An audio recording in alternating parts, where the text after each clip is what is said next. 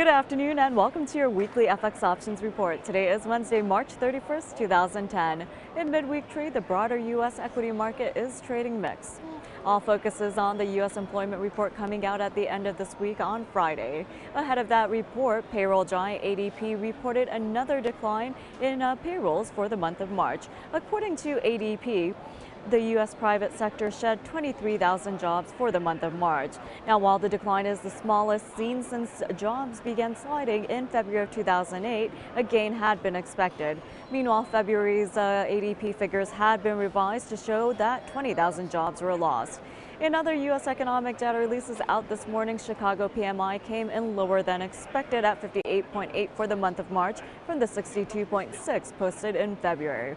And U.S. factory orders for the month of February rose, boosted by demand for industrial machinery as well as commercial aircrafts. New orders rose by 0.6%, and January's reading was upwardly revised to show a gain of 2.5%.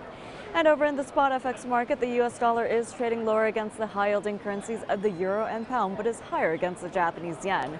Now, euro-dollar has been seeing session highs on mixed fundamentals. In terms of Eurozone economic data releases, there was rising unemployment and subdued inflation. Now, overall unemployment remained elevated at 10% in the Eurozone, while Germany reported a 31,000 drop in March unemployment, with their jobless rate falling to 8%.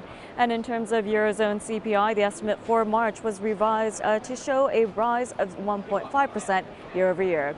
Now, one way to trade your views on U.S. dollar strength or weakness is to take a look at IC's FX options. One advantage is that they are U.S. dollar denominated.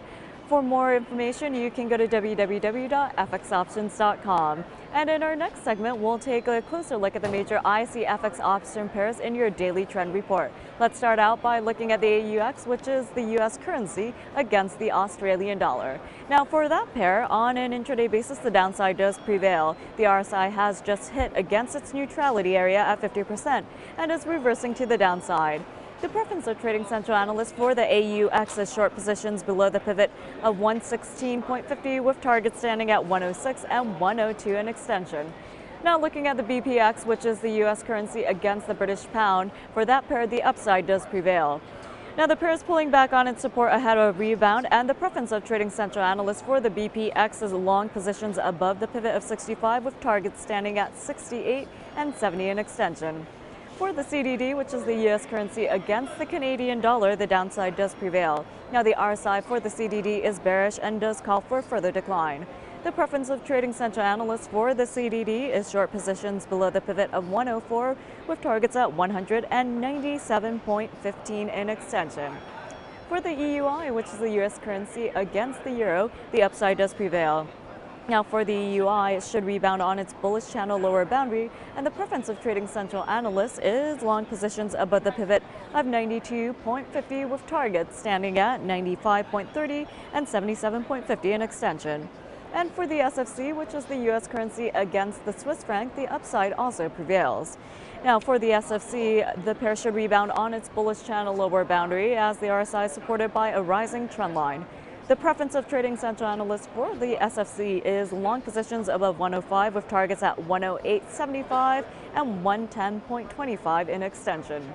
And last but not least, for your daily trend report, let's take a look at the YUK, which is the U.S. currency against the Japanese yen. Now, the upside does prevail for that pair, and it has broken above its short-term channel upper boundary and is expected to post a further up move. The preference of trading central analysts for the YUK is long positions above 90, with targets at 93.50 and 96 in extension. Now, let's move on to a weekly trend opinion for the major IC FX option pairs. Starting out with last week, we did see that the U.S. dollar continued to strengthen against the majors, but the outlook was mixed on the exotic pairs. In terms of portfolio performance since its inception in August of 2007, it is up by 1,427.46%, and since the beginning of this year for 2010, it is up by 147.34%. Now, we do have one trade alert for you here, and this week that is the puts on the NDO, which is the New Zealand dollar against the U.S. currency. Now, that pair has struck against the bearish channel upper boundary, and the RSI is belly directed. Trading Central analysts also have two other trade alerts for you for the AUX as well as the SKA.